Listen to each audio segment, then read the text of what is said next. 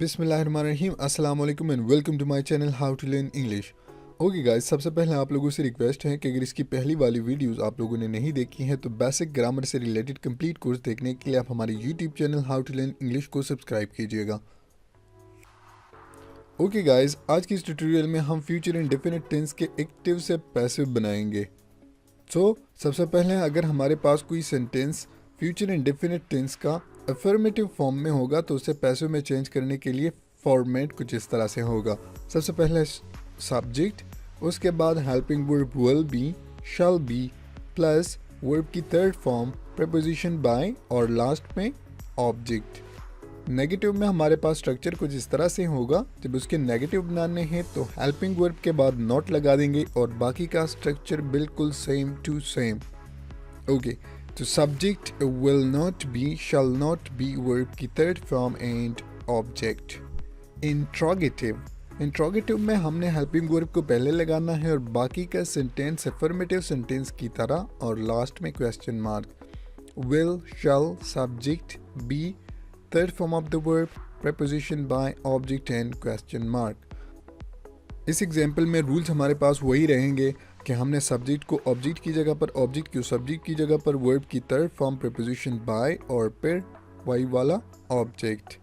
So he will eat an apple as a subject, helping verb will be चूँकि future indefinite है और इससे पहले हमने यहाँ पर पढ़ लिया कि will be as a helping verb use होगा।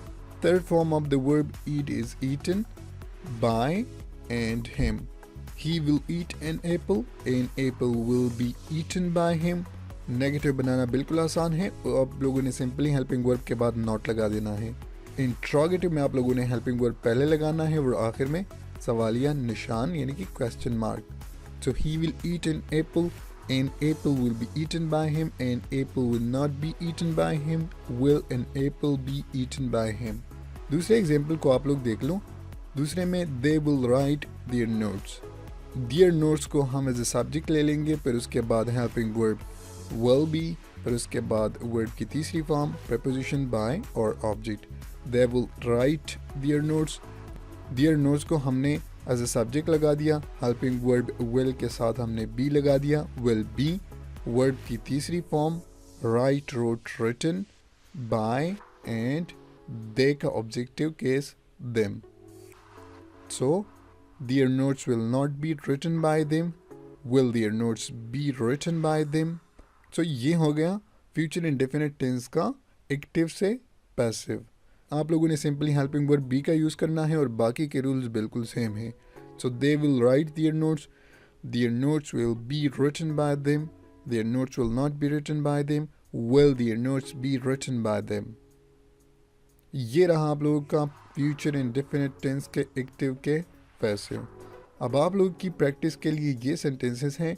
She will play hockey, Aslam and Akram will take the tea and I shall brush my teeth. इन सेंटेंसेस को आप लोगों ने पहले एक्टिव से पैसिव में कन्वर्ट कर देना है और फिर अफर्मेटिव से इंट्रोगेटिव तक चेंज करना है। अगर बीच में इन सेंटेंसेस को चेंज करते हुए आपको कोई प्रॉब्लम हो तो आप लोग कमेंट में मुझसे पूछ भी सकते हैं और आप लोग वीडियो को रिव्यू भी कर सकते हैं। बेसिक ग्रामर से रिलेटेड कंप्लीट कोर्स देखने के लिए आप हमारे YouTube channel how to learn English को सब्सक्राइब कीजिएगा।